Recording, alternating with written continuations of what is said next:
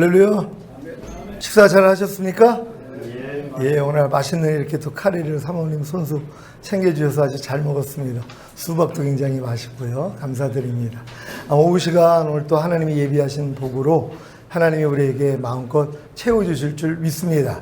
제가 이런 은혜를 받다 보니까 자주 쓰는 말 중에 하나가 좀 농담 삼아서 나는 맨날 배고파 이거였었어요. 의에 줄이고 목마른 자는 복이 있나니 저희가 배부름을 얻을 것입니다.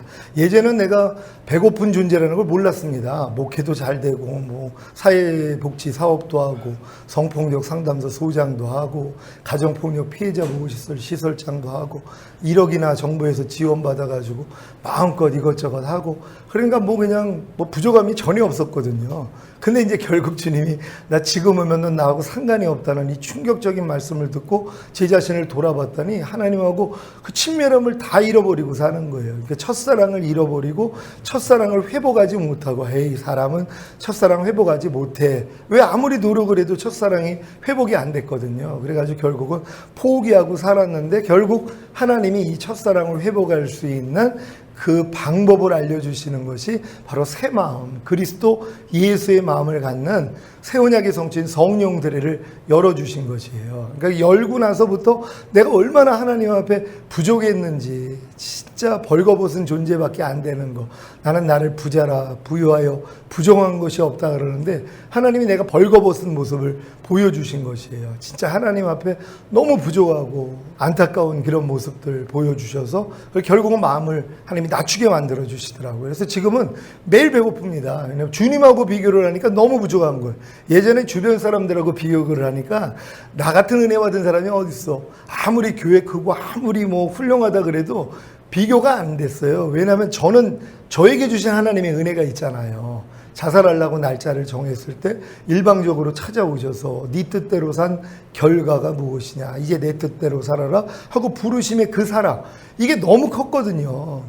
난 뭐 살 소망이 없었는데 그런 사랑을 잊고 그리고 난 이런 사랑을 받았다. 근데 이 사랑을 주신 목적도 모르고 철부지처럼 그렇게 살다가 다시 또 주님이 찾아오셔서 이런 은혜를 주시고 나니까는요. 지금은 항상 진짜 맨날 배고파하고 지내고 있습니다. 그러니까 주님하고 비교를 하니까 까마득하죠. 너무 부족하죠. 지금 뭐 전인구원 받은 다음에도 깨든지 자든지 항상 주님과 동행하는 삶, 먹든지 마시든지 무엇을 하든지 하나님의 영광을 위해서 사는 삶, 말이나 일이나 다 주 예수의 이름으로 하는 삶, 그리고 왕 같은 제사장으로 사는 삶, 이러한 삶이 기준이 됐거든요. 이 기준을 알고 그 기준에 맞춰서 나를 보니까 얼마나 매일 넘어지는 줄 몰라요. 그러니까 사도 바울은 매일 죽노라 고백을 하는데 저 솔직히 매 순간 죽노라 고백을 합니다. 왜냐하면 이 기준대로 살지 못하는 모습이 너무 많이 드러나요. 근데 드러날 때마다 또 기쁜 게 주님이 이것도 내가 아니죠. 여기서도 주님이 날 해방시켜줬죠. 하고 그냥 때 뺏기는 작업하는 거예요. 목욕탕 갔을 때 돈을 좀 많이 주고선 때를 미는데 아니 때를 밀었는데 때가 적게 나오면 조금 그렇잖아요. 아예 집에서 밀을 걸 괜히 그냥 돈 들여가지고 때 밀었네. 근데 이 때를 미는데 국수빨같이 그냥 때가 나온다 그러면은 미안하기는 하지만 그래도 시원한 거예요.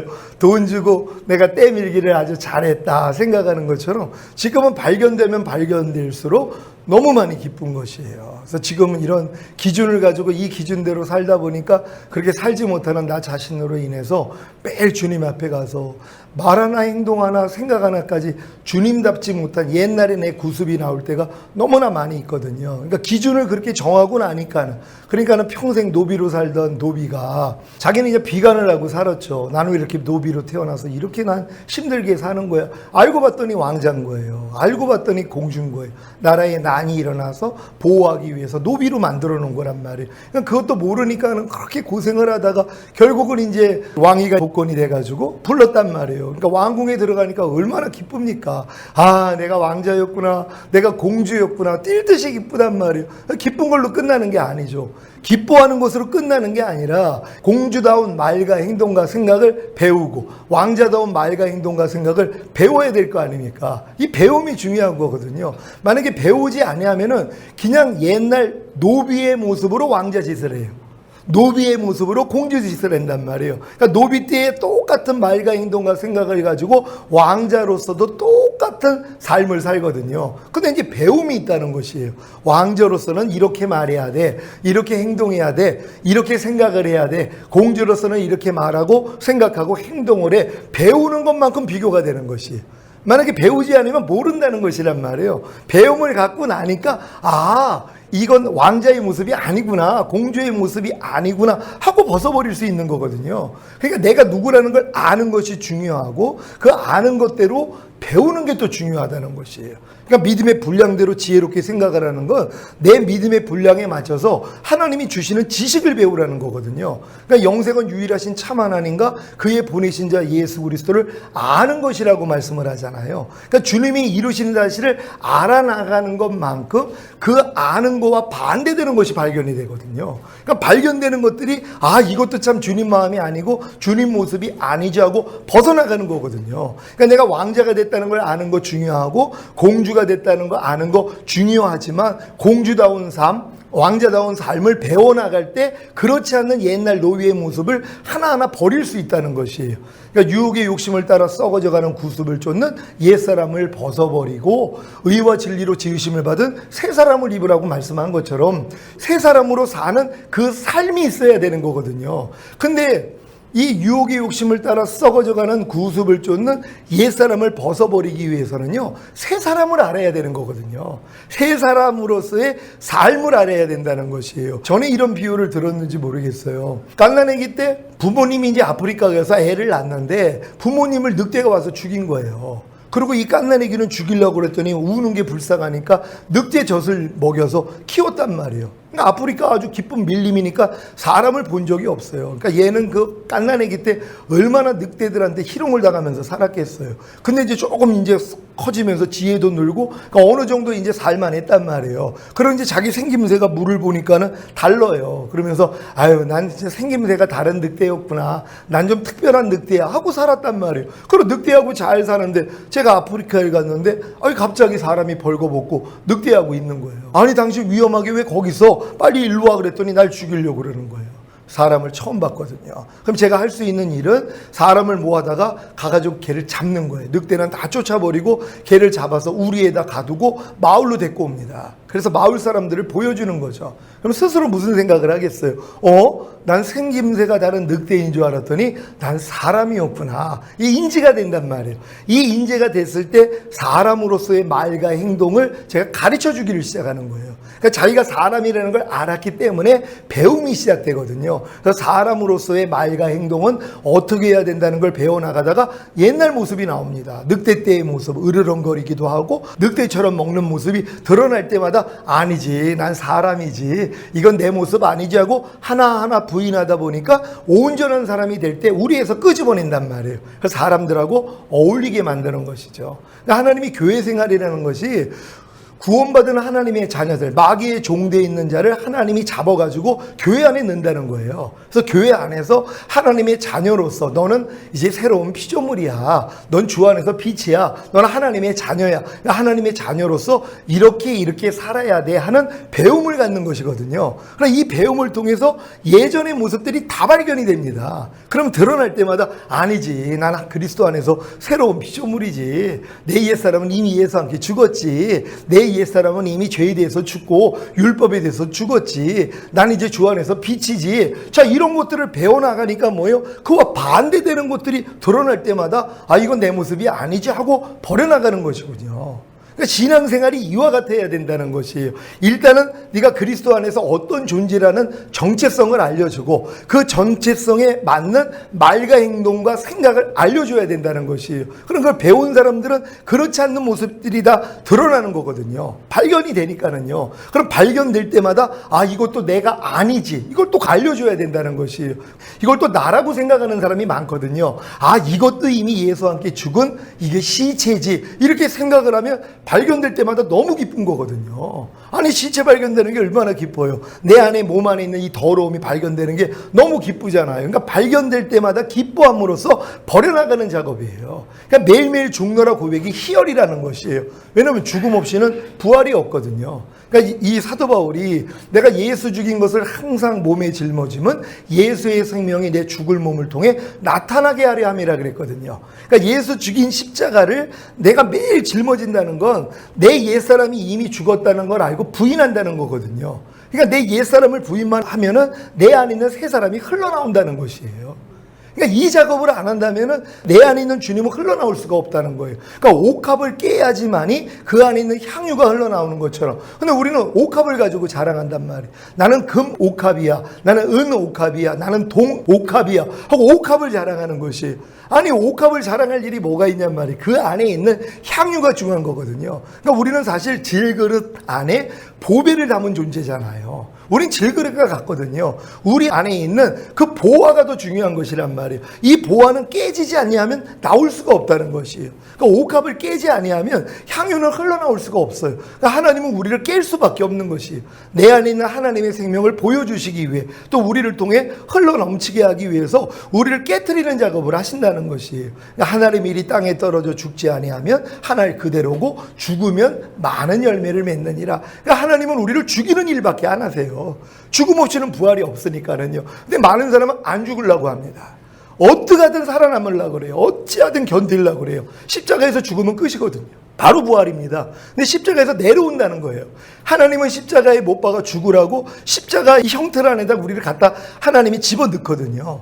여기서 견디는 사람들이 있어요. 죽으면 되거든요. 안 죽습니다. 그래서 거기서 버텨요. 그걸 버티는 걸 또 자랑으로 여긴단 말이에요. 야, 내가 이렇게 이런 환난과 이런 연단이 왔는데도 내가 끝까지 내가 버텼더니 내가 이렇게 살아났어. 그걸 하고 있는 거예요. 하나님은 죽이려고 하는데요. 그러니까 사도 바울 같은 이는 아시아에서 너무 심한 환난을 받으니까 마음의 살 소망이 끊어지고 사형 선고를 받았다 그러거든요. 하나님은 거기까지 집어넣어야 돼요. 내 마음으로 살 소망이 끊어져야 되고 내 마음이 완전히 사형 선고를 받아야 되거든요. 그럴 때 환멸을 느낍니다.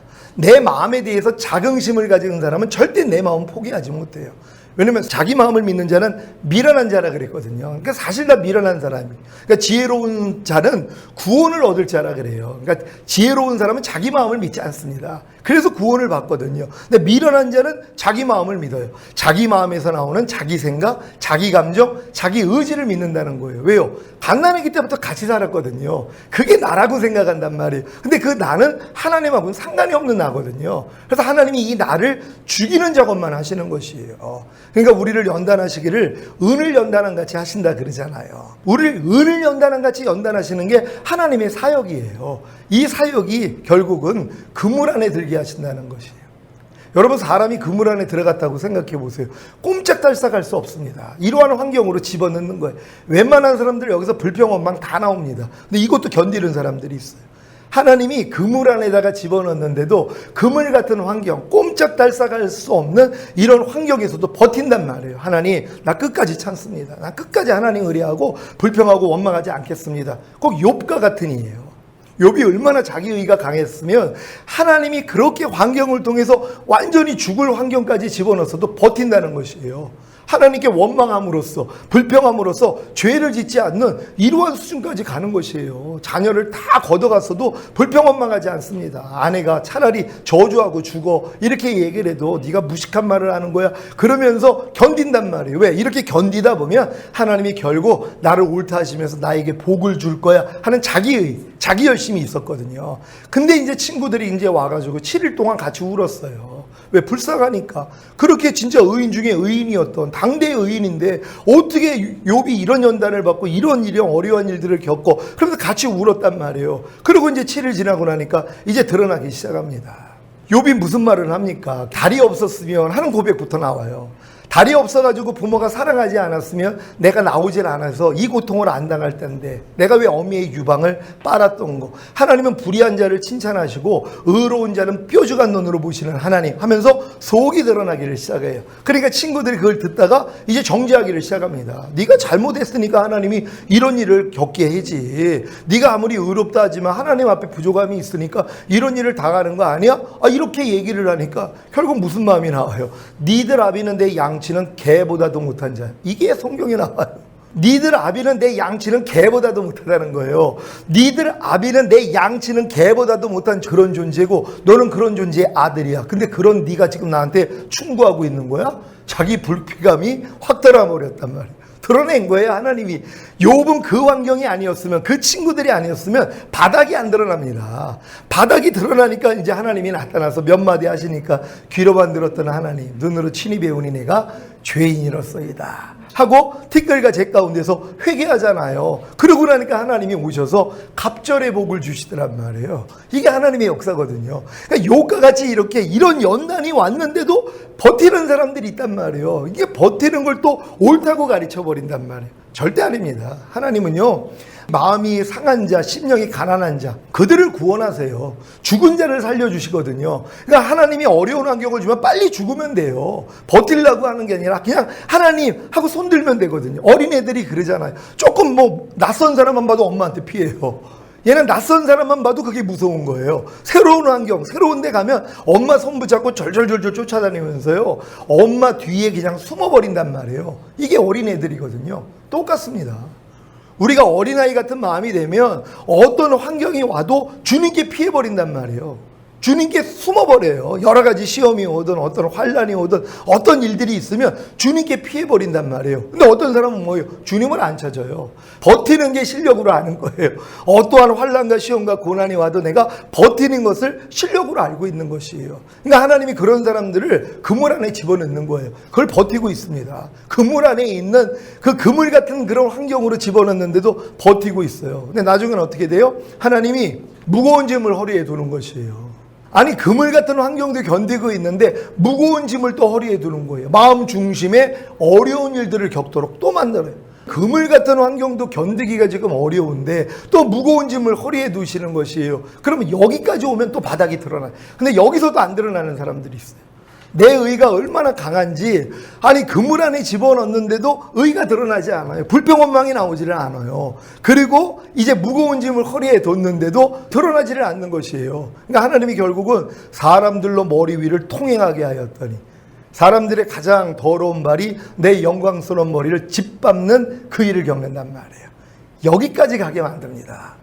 이게 자존심이 강한 사람들은요, 자기 머리를 밝히는 걸 끔찍하게 여깁니다. 누구한테 오해를 사잖아요. 그거 못 견딥니다. 반드시 풀어야 되는 거예요. 왜? 내가 더 바른 사람이면, 더 옳은 사람이면 더 그렇다는 거예요. 남한테 오해받는 거, 남한테 싫은 소리 듣는 거 못 견딥니다. 그러니까 하나님이 그 지경까지 끌고 가게 만드는 거예요. 그랬더니 뭐예요? 바닥 다 드러나는 것이에요. 그러니까 모압이 예로부터 평안하고 포로가 된 적이 없다나 마치 술이 찌꺼기 위에 있는 것과 같아서 이 그릇으로 저 그릇으로 옮기지 않은 것 같아 맛이 여전하고 냄새도 변하지 아니하였다. 이게 이제 예수 믿는 사람들의 상태예요. 아브라함 조카 롯의 자식이 모압이란 말이에요. 근데 이 모압이 예수 믿는 사람들이란 말이에요. 이 예수 믿는 모압이 수준이 어느 수준이냐면 나는 평안하고 포로가 된 적이 없다는 거예요. 난 누구한테 잡혀가지고 나는 힘듦을 당한 일도 없고 나는 모든 게 평안하다 그러는 거예요. 근데 하나님이 보시기에는 마치 술이 찌꺼기 위에 있는 것과 같다는 것이에요. 위에는 깨끗한 것 같지만 네 바닥 안에는 더러움이 그대로라는 거예요. 그러니까 맛이 변하지를 않았다는 거예요. 냄새가 변치 않았다는 것이에요. 거듭나기 전이나 거듭난 후나 똑같다는 것이에요. 마음 안에 있는 더러움이 그대로 있다는 거예요. 근데 자기는 모른다는 거예요.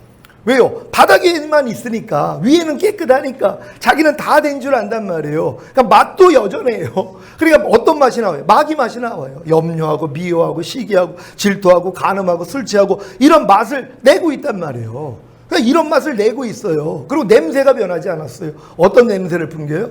염려하는 냄새, 불평하는 냄새, 판단하고 정죄하는 썩은 시체 냄새를 사실 풍기고 있으면서도 그걸 모른다는 것이란 말이에요. 근데 병을 기울일 자를 보내겠다는 거예요. 병을 기울였더니 뭐예요? 바닥이 다 드러나는 것이에요. 그러니까 하나님이 우리의 바닥을 보게 하기 위해서는 그 환경을 주실 수밖에 없는 것이에요. 그러니까 사람들로 머리 위를 통행하는 그 일을 겪으면 바닥이 다 드러나요. 그랬더니 불과 물을 통행한 후에야, 성전 마당 얘기하는 겁니다.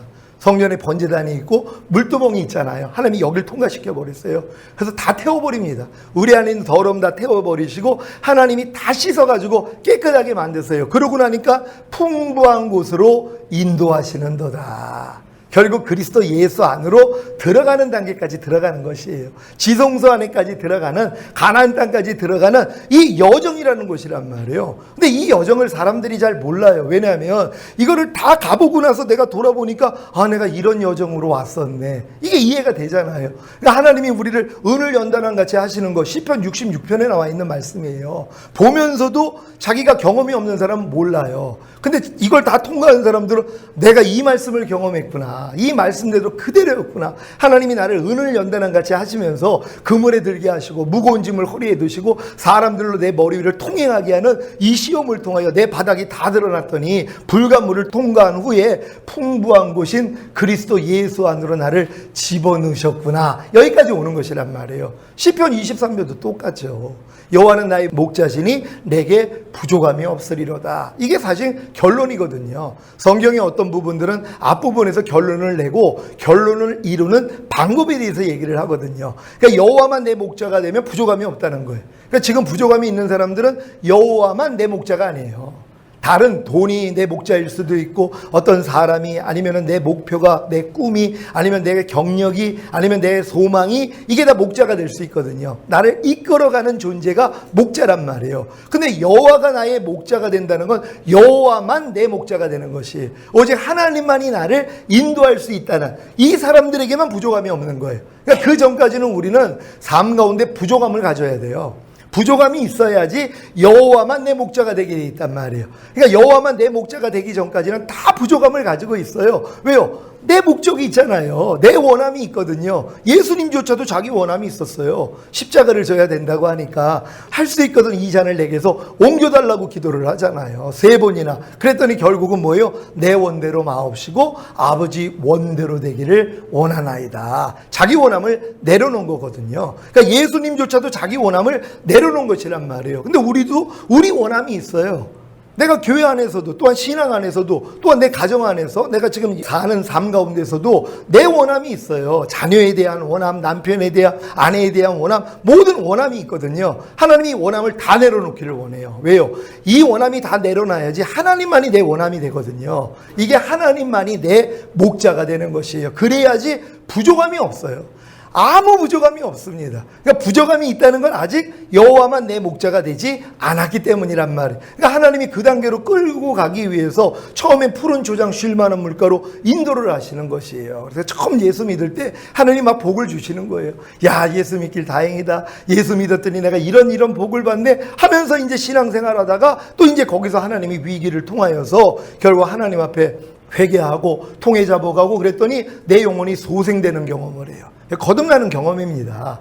거듭나기 전에도 사실 내 안에 있는 바닥이 다 드러나서 통해 잡아가는 일들이 일어나잖아요. 그러니까 푸른 초장 쉴 만한 물가로 인도하신 다음에 하나님이 이 과정을 통해서 우리 영혼을 소생시키세요. 그럼 소생시킨 다음에 목적이 나오는 거예요. 영혼을 소생시킨 다음에 자기 이름을 위해서 의의 길로 인도하신단 말이에요. 하나님의 영광을 위해, 하나님의 이름을 위해, 하나님의 생명을 위해 의의 길로 인도를 하시는데 그 길이 뭐예요? 사망의 음침한 골짜기란 말이에요.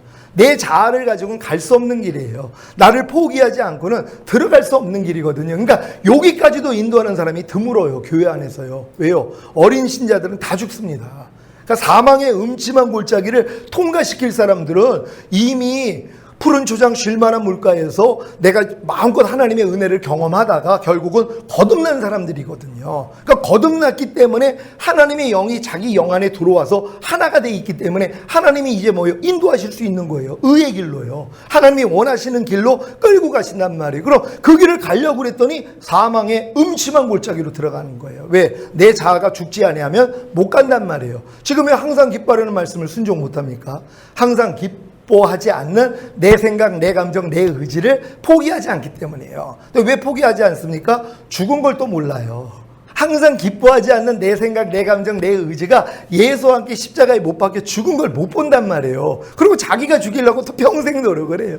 그러니까 이 노력을 또 하다가 결국 하나님 아무리 노력을 해도 내 항상 기뻐하지 않는 내 생각, 내 감정, 내 의지 죽일 수가 없어요. 그랬더니 야, 그래서 내가 같이 죽였잖아. 이게 그때 깨달아지는 거예요. 그때 자유함을 누리죠. 아, 주님, 이것도 이미 죽은 거예요. 내가 또 죽은 시체 가지고 살았네요. 하고 이 시체를 발견될 때마다 장례 치르는 거예요. 해요? 그냥 버려버린단 말이에요. 그러니까 항상 기뻐하라는 말씀 앞에서 우리가 이런 모습들이 하나님이 다 드러내 주시는 거예요. 그러니까 모든 말씀을 통하여서 하나님이 우리 안에 있는 이 죽은 시체들을 드러내 주시는 것이란 말이에요. 그것만 발견하면 되거든요. 그러니까 의의 길로 하나님이 나를 인도할 때 내가 따라가면 되는데 따라가지 못하는 내 옛사람이 있잖아요. 범사에 감사라고 그러는데도 사람이 어떻게 범사에 감사해요? 오른편 맞으면 왼편 돌려, 억지로 오래 가지면 심리 가져, 너희가 거듭달라는 자에게 속옷도 줘. 이런 말씀을 들으면은 사람이 어떻게 그렇게 살아요? 그리고 염치도 없지, 어떻게 뭐 저런 사람한테 저럴 수가 있어요? 내가 다른 사람은 다 용서해도 저 사람만큼은 용서하지 못해요 하는 내 생각, 내 감정, 내 의지, 이게 있단 말이에요.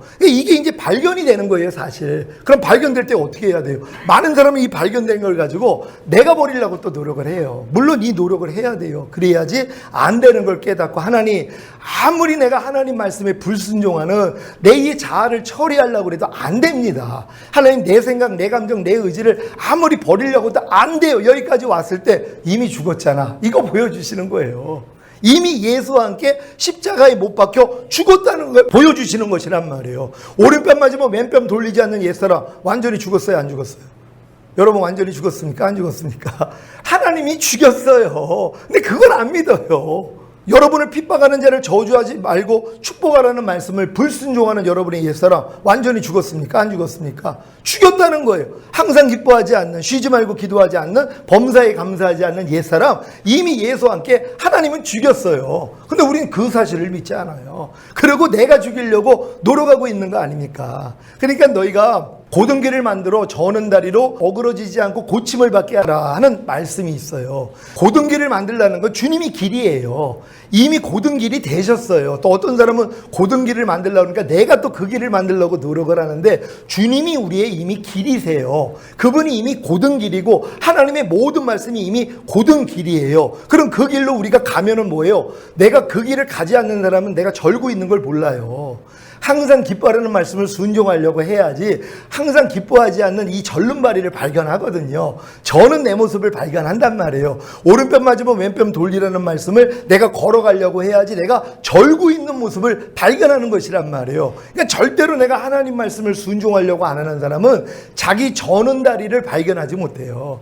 자기는 온전하다고 생각을 해요. 항상 기뻐하라는 말씀도 많은 사람들은 자기가 다 지키는 줄로 생각을 해요. 왜요? 아예 걸어본 적이 없거든요. 그러니까 자기는 넘어진다는 것도 모르는 거예요. 근데 이 말씀을 진짜 지키려고 해봐요. 수십 번, 수백 번 넘어지는 자기를 발견해요. 아, 내가 지금 저는 다리를 가지고 있구나. 이걸 발견하는 것이에요. 그러니까 사도 바울이 내가 법을 깨닫기 전에는 살았더니 주의 계명이 내게 이름에 죄는 살아나고 나는 죽었도다. 그러니까 내가 죽은 걸 어떻게 발견했다고요? 하나님의 계명이 내게 이름에. 내가 법을 깨닫기 전에는 내가 잘 사는 줄 알았더니 주의 계명이 내게 이름에 내가 하나님의 계명을 지켜보려고 했더니 죄는 살아나고 나는 이 계명 앞에서 죽어있는 모습을 보는 거예요. 불순종하는 모습을 봤다는 것이란 말이에요. 그러니까 여러분이 하나님의 말씀을 듣고 순종하려고 노력하는 게 일단은 중요한 거예요. 왜요? 순종하려고 해야지 내가 순종하지 못하는 나를 발견하거든요. 하나님 말씀 앞에서 죽어있는 모습, 내가 지금 저는 다리라는 걸 발견을 한단 말이에요. 근데 또 여기까지 발견한 사람 중에 저는 다리를 또 내가 고치려고 노력하는 사람들이 있어요. 저는 다리는 발견을 했어요. 내가 항상 기뻐하지 못하는 나를 발견했고, 쉬지 말고 기도하지 못하는 나, 범사에 감사하지 못하는 나, 불평하고 원망하고 판단 정지하는 나를 발견을 했어요. 발견한 걸 내가 고치려고 또 노력을 하는 거예요. 열심히 고쳐가지고 고든 길을 걸으려고 노력을 한단 말이에요. 이 노력 해본 사람이 나는 안 된다는 걸 깨달아요. 그 주님 앞에 가는 거예요. 주님, 안 돼요. 내가 채찍에 맞아서 너에게 나음을 줬어. 이 깨달아지는 거예요. 나는 이미 고든 다리가 됐구나. 나는 저는 다리가 아니라 이미 주님이 나를 치유하셨구나. 나는 이미 이 말씀과 하나구나. 나는 이 말씀 안에 이미 들어온 존재구나. 이걸 다 깨달아요. 그러고 나니까 뭐예요? 그냥 걸어가는 거예요. 이게 저는 다리로 하여금 어그러지지 않고 고침을 받게 하라는 것이, 하나님의 말씀을 여러분들이 순종하려고 해야지 이 과정을 겪을 수 있어요. 순종하지 못하는 나를 발견해서 이걸 가지고 주님 앞에 나갈 때 내가 이미 채찍에 맞아서 너에게 남을 줬잖아. 너는 이미 온전한 다리가 된 거야. 이게 믿어지니까 뭐예요? 걸어지더란 말이에요. 그러니까 모든 말씀이 이렇게 단계적으로 이루어져 가는 것이란 말이에요. 근데 많은 사람들이 이런 단계는 지나고 나서 저도 이렇게 설명해 드릴 수 있는 거지, 그 전에 당하고 있을 때 몰랐어요. 제가 그렇게 그 사망의 음침한 골짜기를 통과할 때는 얼마나 진짜 삭막했는지 몰라요. 안 되니까는요. 근데 그러면서도 주의 지팡이가 막대기가 나를 안위하는 경험, 안전하게 보호하는 경험을 했단 말이에요. 그러면서 어느 순간에 또 원수의 목전에서 상을 베풀어 주세요. 잔치상을 베풀어 준다는 것이에요. 그러니까 원수 마귀가 사방팔방으로 공격을 해오는데, 근데 이 공격은 의의 길로 인도함을 받는 사람들에게 공격을 하는 거예요. 하나님의 말씀을 배워서 순종하려고 해야지 마귀가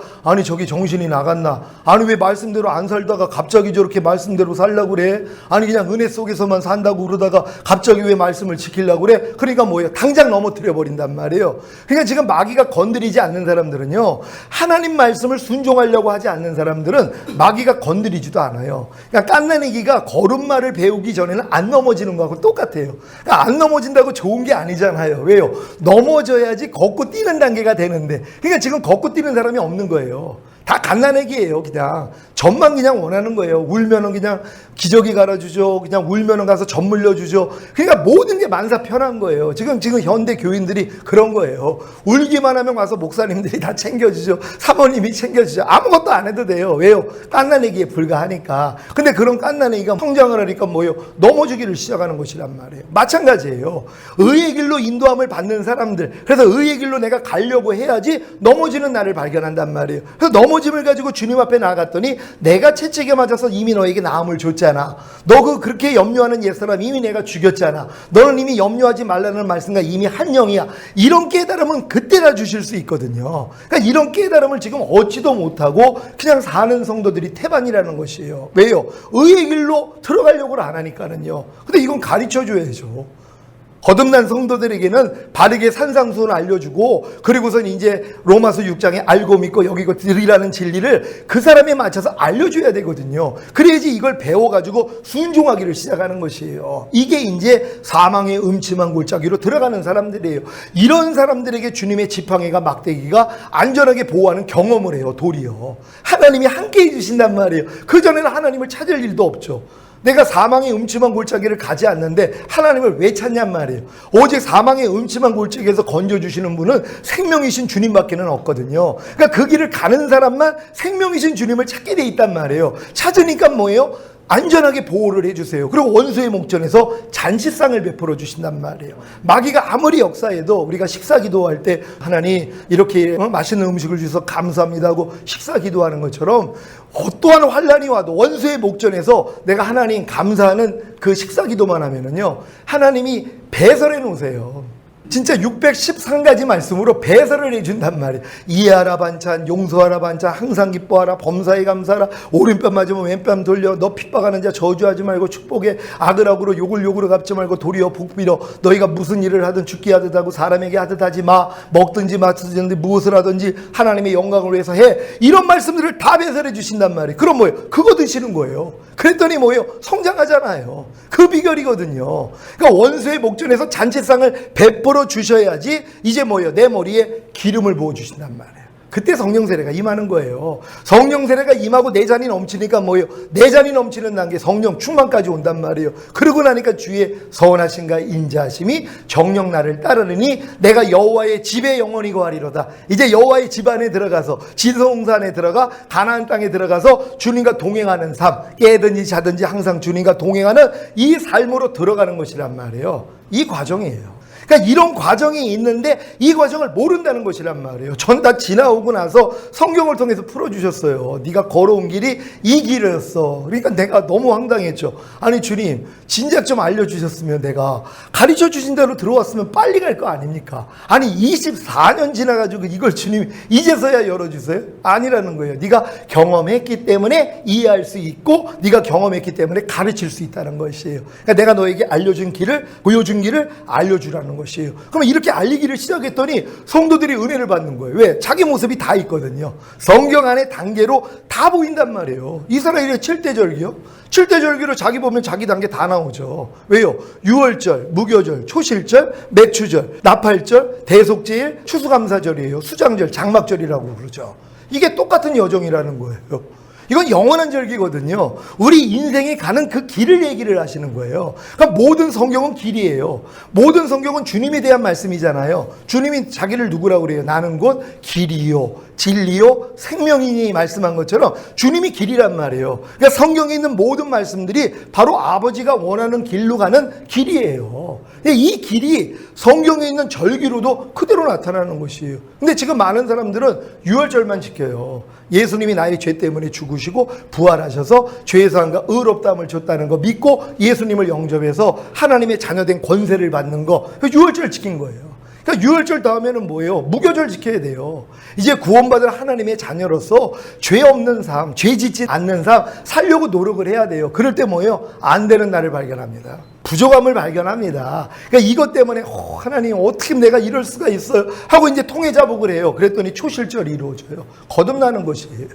예수님의 부활하심을 통해 의롭다함을 얻고 우리가 거듭나는 것처럼 그럼 초실절까지는 지켜요. 그 다음 맥주절 지키기가 이렇게 오래 걸리는 거예요. 왜요? 초실절 지킨 사람이 홍해 걷는 사람들이거든요. 그때부터 광야 생활이에요. 율법 아래서 철저히 내가 배운 대로 순종하면서 노력하는 삶이 시작되는 것이란 말이에요. 근데 여기서 이제 오라까지 와가지고 이 진리들을 깨달아야 돼요. 아, 율법에 대해서 내가 이미 죽었구나. 내가 하나님의 의구나. 그래서 주님이 십자가 지신 목적은 새 언약을 주시기 위함이었구나. 그러니까 내 마음에 할례를 시켜주시기 위함이고 믿음의 결국은 혼의 구원을 주시기 위함이었구나. 이걸 깨닫는 순간 맥주절 지켜요. 그러고 나니까 뭐예요? 나팔절이에요. 해방된 걸 선포하는 거예요.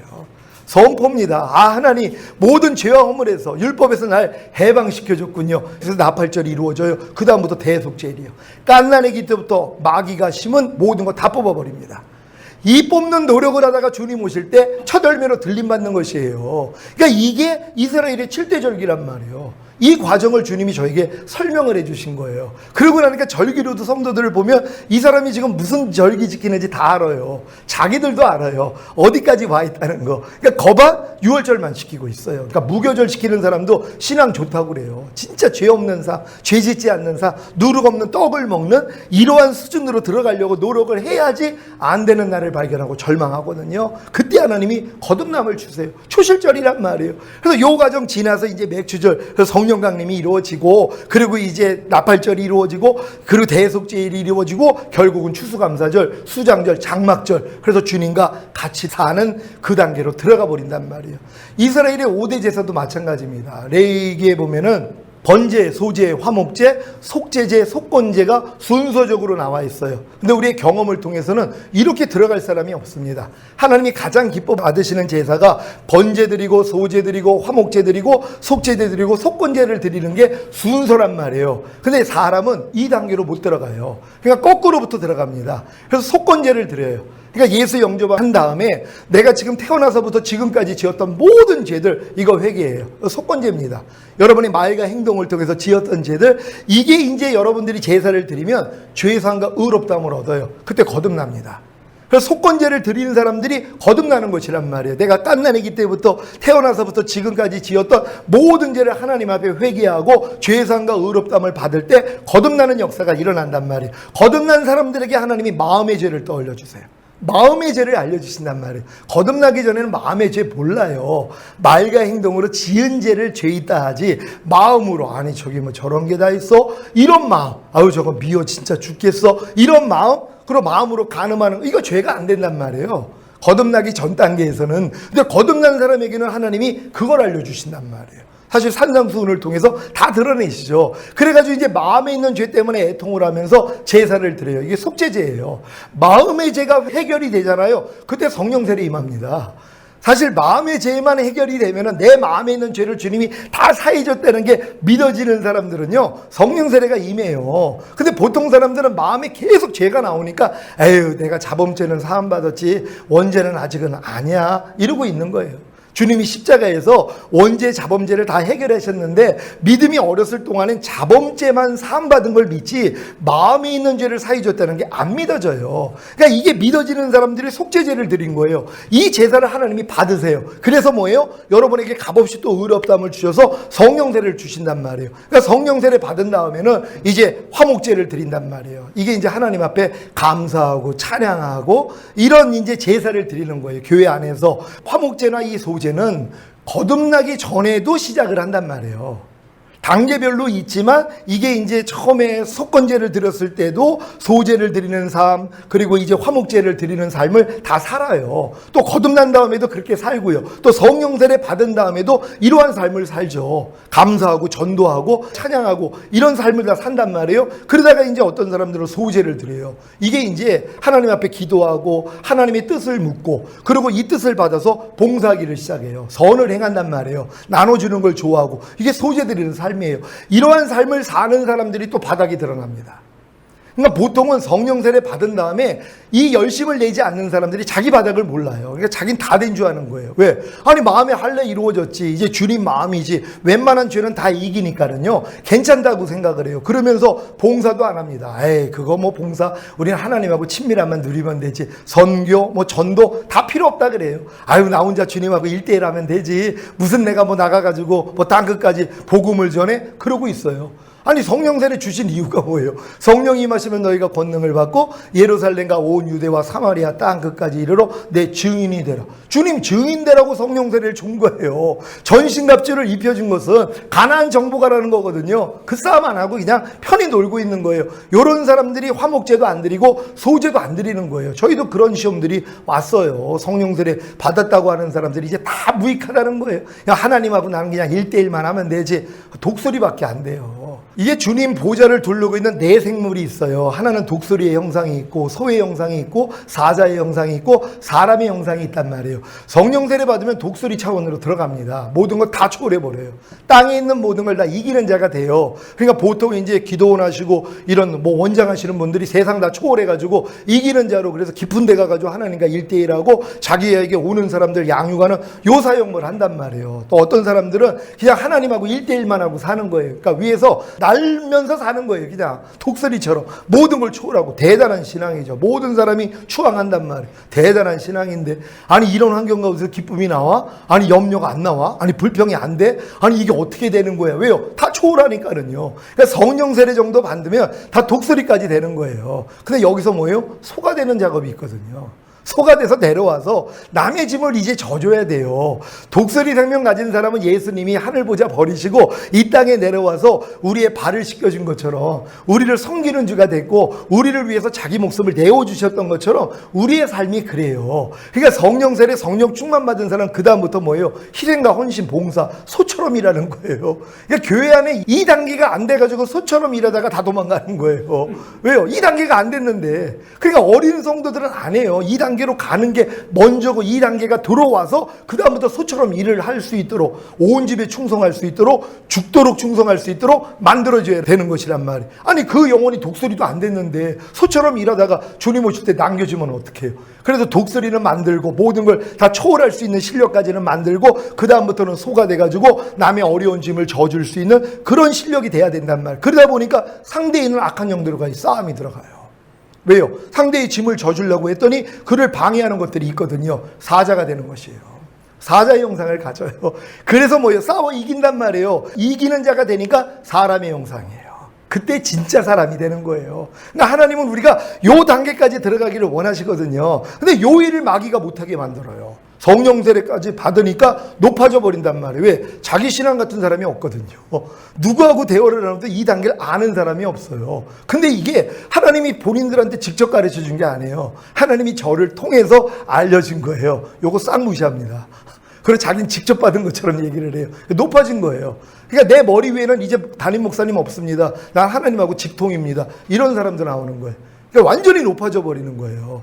아무리 내가 지금 고등학교 교사가 되고 아니면은 내가 대학교 교수가 됐어도 자기 초등학교 스승한테 아유 당신은 초등학교 스승이지 나는 지금 고등학교 선생님이고 나는 대학교 교수야 깔볼 수 없잖아요. 왜? 자기를 키워준 그런 스승이란 말이에요. 질서가 있는 거예요. 그러니까 좀 인식이 있는 사람들은 아무리 자기가 대학 교수가 됐다고 해도 자기의 초등학교 그 스승을 무시할 수 없는 것이란 말이에요. 마찬가지죠. 저를 통해서 은혜를 받았어요. 그런 깨달음을 다 얻었어요. 근데 이게 하나님이 자기에게 직접 줬다고 생각을 하는 거예요. 하나님이 양은 목자를 통해서 꼴을 먹게 되는 거거든요. 그래서 목자들의 장이 되신다 그랬거든요. 그러니까 하나님은 자기 목자를 세워서 양을 치리하게 만드시는 거예요. 그래서 목자의 장이 되시는 거거든요. 그러니까 목자를 무시해버리는 거예요. 그러니까 나는 주님이 내 직접적인 목자라는 거예요. 이렇게까지도 가는 사람들이 나왔단 말이에요. 그게 시험이에요. 그러니까 이런 사람들이 왜 그랬냐. 그러니까 성령 세례 받고 나니까 그 다음부터 뭐예요? 화목제 드려야죠. 예전에 했던 신앙생활 이제는 주님 마음으로 해야지 돼요. 똑같은 거예요. 옛날에는 내 마음으로 했기 때문에 하나님이 너 그거 소용없는 짓이었어 이걸 깨닫게 해줬는데 성령 세례 받고 났더니 그 깨달음을 여기다가 또 연결을 시켜요. 그래 아무것도 할 필요가 없어. 우리는 안식하고 쉬어야 돼. 그냥 주님이 움직일 때까지 그냥 난 가만히만 있을 거야. 그러고 있는 거예요. 마치 술람이 여인에게 주님이 문을 두드리고 나오라 그랬더니 내가 신을 벗었는데 내가 이미 누웠는데 내가 또 발에다가 먼지를 묻혀야 되겠습니까? 안 나가려고 그래요. 그러니까 임재가 사라져 버렸어요. 그러고 나니까 그제서야 달려나가요. 그랬더니 안 보이는 거예요. 이런 단계가 또 있다는 것이에요. 요번에 아가 갖고 온 책 안에 이런 내용들이 다 있어요. 그래서 여러분들이 다 경험했던 것입니다. 그러니까 이런 경험들이 있다는 것이란 말이에요. 그러니까 이렇게 내가 성령 세례 받은 다음에는요, 더 화목제를 드려야 되는 거예요. 더 감사하고 더 찬양하고 더 전도하고 이 화목하는 직분을 받았으니까 뭐예요? 남들하고 이 자기가 깨달은 걸 다 전해줘야 될 거 아니에요. 근데 이걸 놀고 있는 것이란 말이에요. 이 사역을 하고 또 소재드리는 내가 진짜 기도하고 하나님의 응답받아서 상대들 도와주고 헌신하고 희생하고 봉사하는 삶을 살아야 바닥이 드러난단 말이에요. 이 바닥을 가지고 주님 앞에 나가서 머리부터 발끝까지 다 태워버립니다. 내가 머리부터 발끝까지 문둥병이 걸려야지 정하다는 것처럼 이제 우리가 성령 세례까지 받고 이제 내가 이렇게 화목제를 드리고 소제를 드리는 삶을 살다 보면 하나님이 바닥 다 드러내 주신단 말이에요. 이거를 완전히 살라드려요. 하나님 내가 전체가 병들었군요. 내가 죄인 중에 괴수이군요. 내가 하루살이에게도 눌려 죽을 인생이군요. 내가 죽은 개보다도 못한 존재군요. 이게 나온단 말이에요. 그때 완전히 태워져 버려요. 그러고 나니까 그때부터 거꾸로 드리는 제사 번제를 드려요. 항상 기뻐하라 해요. 도제를 드려요. 쉬지 말고 기도하라 해요. 감사로 제사를 드리는 자가 하나님을 영화롭게 한다고 화목제를 드려요. 범사에 감사함으로. 그러고 나니까 뭐예요? 마음으로 오는 죄를 이겨서 드리는 속죄제를 드린단 말이에요. 옛날에는 져가지고 드린 제사인데 지금은 안 해요. 이겨서 드리는 제사예요. 마귀를 집 밟아가지고 죄를 이겨서 각을 떠가지고 아주 발기발기 찢어요. 이게 우리의 죄 때문에 죽은 예수가 되지만 성장한 사람에게 뭐예요? 마귀가 되는 거예요. 짐승을 완전히 각을 떠버린단 말이에요. 마귀를 아주 분쇄해버려요. 그래가지고 하나님께 드려진단 말이에요. 그리고 이제 속건제를 드려요. 우리가 이제 몸으로 지었던 죄들까지도 이겨서 드리는 제사, 보고 듣고 말하고 생각하고 행동하는 몸을 통해 들어오는 거 다 잡아가지고 하나님 앞에 드려지는 이 제사를 드린단 말이에요. 이게 5대 제사예요. 자, 이렇게 이 제사로 보면은 상대가 지금 어떤 제사 드리고 있는지 다 보인단 말이에요. 그러니까 이렇게 이런 단계를 봄으로써 상대에게 알려줄 때 금방 들어갈 수 있단 말이에요. 그러니까 전인권 이 세미나에 참가하신 분들은 여러분이 다 겪었던 길이에요. 이걸 주님이 이미 알려주신 길이었는데 내가 이제 자세히 이걸 나누지 못했지만 하나님이 제게 주신 위로로 제가 여러분에게 전하는 거 아니에요. 그러면 여러분들이 받아가지고 아 내가 이런 일을 겪었는데 내가 이렇게 이런 삶을 살았구나. 그 여러분들이 뭐예요? 이제 설명해 줄 수 있는 거예요. 다른 사람들에게 안내할 수 있는 것이란 말이에요. 선지자라 그러는 거예요. 선견자라는 거예요. 미리 봐가지고 내가 간 길을 상대에게 보여주는 이런 분들이 되셔야 되는 것이란 말이에요. 그러니까 저는 사실 그런 목적이에요. 오늘 사실 많은 분들이 참석하지는 않았지만 여기 계신 분들 한 영혼이 천하보다 귀하다 그러잖아요. 한 알에 미리 땅에 떨어져 죽으면 많은 열매를 맺어요. 한 분만 이 길로 들어가잖아요. 이게 삶으로 퍼져버립니다. 왜요? 내 삶 속에서 나타나요. 하나님의 생명이. 그럼 옆에 있는 분들에게 뭐예요? 흘러들어가요. 다 흘러들어갑니다. 그럼 남들을 뭐예요? 살리는 사역이에요. 여러분이 살리는 사역이에요.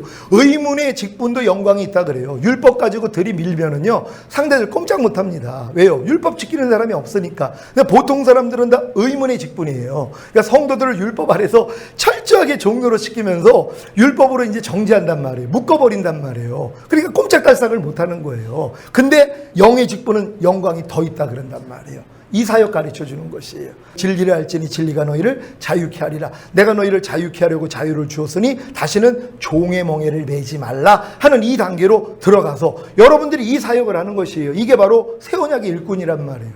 새 언약의 일꾼들. 새 언약이 뭐예요? 내 신을 네 속에 둠으로 너희로 내 율례를 행하게 하리니 너희가 내 규례를 지켜 행할지라. 하나님이 내 마음 안에까지 들어오셔서 내 마음이 그리스도 마음이 되고 내 마음을 성전 삼아서 그분이 나타나시겠다는 거예요. 우리는 그분을 보고 사는 거예요. 내가 노력해서 보는 게 아니라 내 안에서 나타나시는 주님을 보고 사는 단계가 되는 것이에요. 이게 안식으로 들어온 사람들이란 말이에요. 여러분 다 우리가 이렇게 될 줄 믿습니다. 오늘 이렇게 되기 위한 우리가 공부를